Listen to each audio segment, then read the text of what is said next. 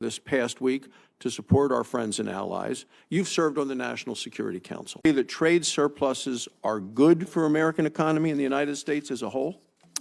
So Russia, Iran, Qatar are ranked 1, 2, and 3 right now in the reserves of natural gas. Russia dramatically expanding its capacity to export LNG. Iran developing its own LNG export capacity. Qatar already the world's second largest LNG exporter. I think each would love nothing more than to displace American LNG on the world market. So I look at this, say, are America's interests better served if the world is buying LNG from the United States or from Russia?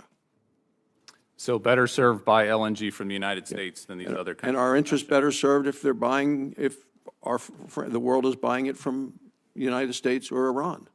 Better from the United States than Iran.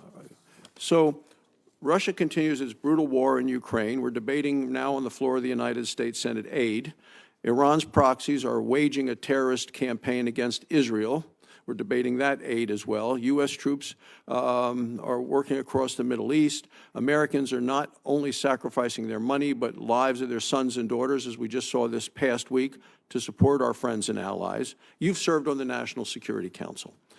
In times of war, is it wise to give our allies and partners and neutral parties across the world an excuse to do business with our enemies? So we're, as I said, a data and science-driven organization. I think it's incredibly important to look at the numbers, look at what we've already tripled just over the last 5 to 6 years in terms of our export. We're set to double in the next few-year period of time with LNG facilities that are already under construction, and we've already authorized a doubling beyond that. You look at that huge growth, and then you compare that with what our allies need. Europe's demand, as I said, is actually decreasing. They're decreasing 20% to 2026. Japan has already peaked their natural gas need and their LNG need. So we need to look at how much we've already authorized, how much we're already in the process, and comparing that to what our allies actually need. So let's take a look at this. You said look at the numbers. So for 6 decades, the U.S. has been a net importer of liquefied natural gas. Since 2016, the United States has been a net exporter, and we take a look at the revenue that has come in since 2016, $134 billion trade surplus in LNG 2016 through 2023.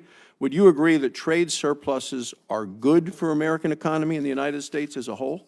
I think trade surpluses are great. What Congress has given us the responsibility is to take into account the entire public interest, the entire economic implications, including for our farmers, for our consumers, and for our own industry. It does seem that this is a focus based on climate, and we've seen that the Washington Post, the LNG pause is political theater, Biden's worst energy decision ever. So in terms of is the climate better served if the world buys, gas from the United States or from Russia? So I feel incredibly proud to be part of an administration that's taking head-on the climate challenge that's facing our country, and we're making remarkable strides along those lines. I also think, in addition to the climate impacts of more and more exports of natural gas, we also need to take into account the economic consequences for American consumers, American farmers, and our American competitiveness. And it makes me very nervous when our independent data nerds come and tell us that prices are going to converge if we export more and more volume. I'm going to get to the data nerds in a second, but your own boss, Secretary Granholm, has testified that Russian production of natural gas is the, quote, dirtiest on earth. Studies have shown that greenhouse gas emissions from Russian gas far exceed greenhouse gas emissions from the same amount of U.S. LNG. So I think the climate is better served if people around the world are using U.S. natural gas than Russia. But in your testimony, you argue that global natural gas demand is declining, and you cited 2 International Energy Agency forecasts. But I think you've ignored the forecast from your own department, the Department of Energy. Here we are, the EIA, Energy Information Administration. That's the green line. 2020, 2050, world demand for natural gas, according to your own Department of Energy. This is the chart, shows 4 leading energy models, all of which say that demand outside the U.S. is going to increase through 2050. Do you agree that natural gas demand outside the United States is going to continue to rise for the foreseeable future, as your own department is predicting? So I think it incredibly important, as someone who's worked with modelers for many, many years, to look at a variety of models, question the assumptions going forward.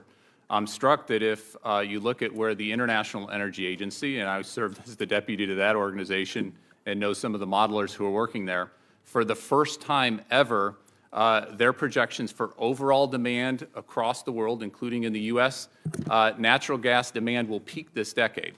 And So you're that's their reference disputing, you're case scenario. disputing the That's not a Department of climate Energy. You're scenario. disputing your own departments. No, You no, said you go to those are different the other- models and look at a lot of them, and others don't agree, but this is your own department right I now. think it's important to look at all of those scenarios and other scenarios. All of those scenarios are also reference case scenarios. Those scenarios are not on track for where we need to be for achieving our climate objectives. Mr. If you Chair, look my at those time is scenarios- running out. I appreciate your comment. I'm just bringing out what the Department of Energy of the United States is saying the global needs are. But, Mr. Chairman, I do have some letters from government officials, dozens of small business groups from here in the United States, all over the world, deeply concerned about President Biden's decision to stop approving LNG exports. And it's a big pile. I just ask unanimous consent to enter these letters into the record. Thanks, Mr. Chairman. Thank you. What we have here is Place American LNG on the world market.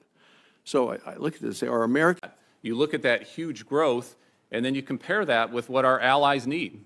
You have LNG facilities that are already under construction, and we've already authorized a doubling beyond that. interests better served if the world is buying LNG from the United States or from Russia? We've already tripled just over the last 5 to 6 years in terms of our